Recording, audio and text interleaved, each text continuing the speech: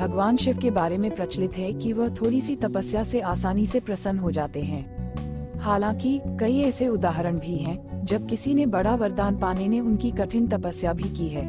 लंकाधिपति रावण ने भी अमरत्व का वरदान पाने के लिए भगवान शिव को अपने 10 सिर चढ़ा दिए थे।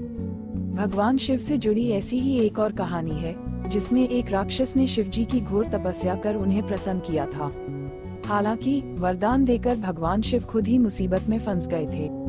बाद में भगवान विष्णु ने उन्हें इस मुसीबत से छुटकारा दिलाया था।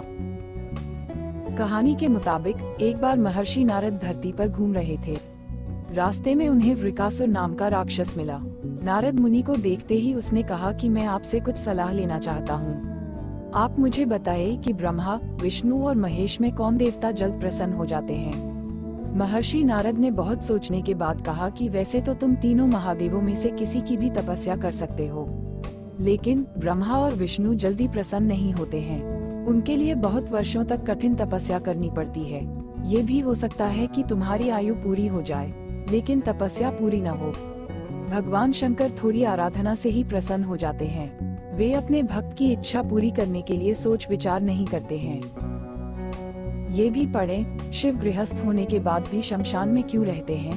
क्या इसमें छुपा है जीवन प्रबंधन का कोई सूत्र?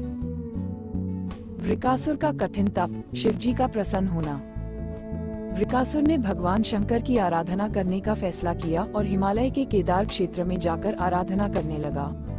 यज्ञ, जप, तप, ध्यान सब प्रकार से वह पूजा पाठ करने लगा।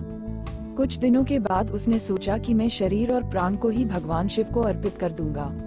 ऐसा सोचकर वह अपने शरीर का मांस काट काट कर यज्ञ कुंड में डालने लगा, लेकिन भगवान शिव प्रसन्न नहीं हुए। परेशान होकर एक दिन उसने अपना शीश काटकर भगवान शिव को अर्पित करने का फैसला किया। स्नान ध्यान कर जैसे ही उसने खड्ग उठाकर अपना शीश काटना चाहा कि भगवान शंकर प्रकट होकर बोले, बस करो, तुम्हारी तपस्या पूरी हुई। मैं तुम पर प्रसन्न हूँ, वर मांगो। वृकासुर की वरदान की परीक्षा के लिए हट। वृकासुर हाथ जोड़कर भगवान शिव से बोला, आप मुझे वर दीजिए कि मैं जिस प्राणी के सिर पर हाथ रख दूं, उसकी तुरंत मृत्यु हो जाए। शिवजी वृकासुर की यह मांग सुनकर चिंता में पड़ गए, लेकिन वरदान नहीं देने पर देव मर्यादा का उल्लंघन हो रहा था। शिवजी वृकासुर से बोले कि तुम्हारी तपस्या व्यर्थ नहीं जाएगी। तुमने मुश्किल वरदान की कामना से तपस्या की थी, इसलिए तुम्हें तपस्या भी कठिन करनी पड़ी। जाओ, जैसा वर चाहते हो वैसा ही मिलेगा। वरदान पाते ही वृकासुर की आसुरी वृत्ति जाग गई। उसने कहा कि प्रभु, आपका यह वरदान सत्य है या नहीं, इसकी परीक्षा लेना चाहता हूँ। इसलिए पहले आपके सिर पर ही हाथ रखकर देखता हूँ कि इस वर में कितनी सत्यता है। भगवान शिव का विष्णु जी से मदद मांगना। भगवान शंकर ने सोचा कि यह राक्षस कुछ नहीं सुनेगा। जब वृकासुर शिवजी के सिर पर हाथ रखने के लिए आगे बढ़ा तो वह वहां से भागने लगे। इस पर वृकासुर का क्रोध बढ़ गया। वह पीछा करते हुए चिल्लाया कि महर्षि नारद की तरह आपने भी मुझसे छल किया है। वरदान की परीक्षा से डरकर क्यों भाग रहे हैं? शिवजी भूमंडल छोड़कर देवलोक तक भागते रहे और वृकासुर भी उनका पीछा करता रहा। अंत में भगवान शिव विष्णु लोक पहुँचे और विष्णु जी को अपनी परेशानी बताई। विष्णु जी ने हंसकर कहा कि कुछ भी हो, आपके वरदान की सत्यता तो सिद्ध करनी ही होगी। भगवान विष्णु ने योगमाया से एक वृद्ध तेजस्वी ब्रह्मचारी का स्वरूप बनाया और वृकासुर की ओर चल पड़े।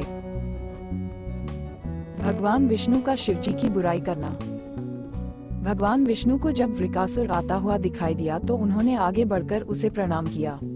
उन्होंने वृकासुर से कहा कि असुरराज कहाँ भागे जा रहे हैं? लगता है कि आप बहुत थक गए हैं। शरीर को थोड़ा आराम दीजिए। आप सब प्रकार से समर्थ हैं, फिर भी मेरे योग्य कोई काम हो तो बताइए। अक्सर लोग अपने मित्रों और सहायकों से ही अपने काम पूरा करा लेते हैं। एक तेजस्वी ब्रह्मचारी की बातें सुनकर वृकासुर ने शिवजी के वरदान और उसकी परीक्षा की बात बताई। इस पर ब्रह्मचारी हंसा और कहा कि तुम किसके वरदान की परीक्षा लेना चाहते हो? शिवजी का तो अपना कोई घर ही नहीं है। वह खुद भूतों प्रेतों के साथ घूमते रहते हैं। वह भला किसी को क्या वर देंगे? वर देने वाले तो ब्रह्मा और विष्णु ही हैं। वृकासुर का ब्रह्मचारी की बातें में फंस जाना। विष्णु जी ने वृकासुर से कहा कि तुम्हें वरदानी होना था, ब्रह्मा या विष्णु की आराधना करनी चाहिए थी। शिवजी के पीछे बेकार दौड़ रहे हो।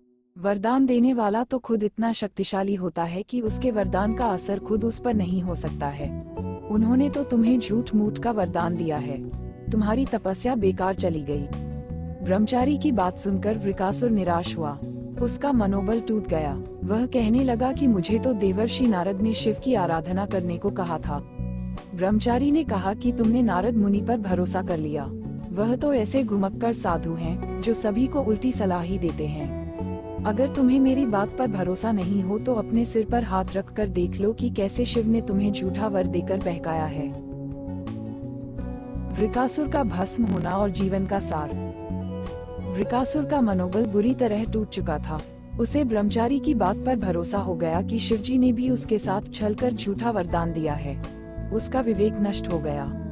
उसने वरदान की सत्यता का परीक्षण करने के लिए अपना हाथ अपने ही सिर पर रख लिया। सिर पर हाथ रखते ही भयंकर अग्निपुंज प्रकट हुआ और वृकासुर उसमें भस्म हो गया। भगवान शिव, विष्णु जी और वृकासुर की इस कहानी में जीवन का अहम सार छुपा है।